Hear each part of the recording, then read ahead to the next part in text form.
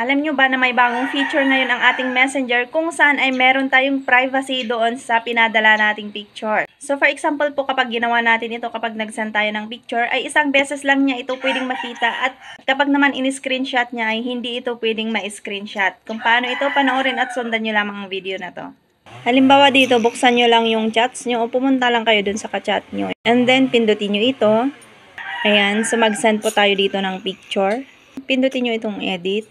Then, dito makikita nyo yung off. Ayan, pindutin nyo po yan. And then, send nyo. So, ganyan po ang makikita kapag nag-send kayo ng photo.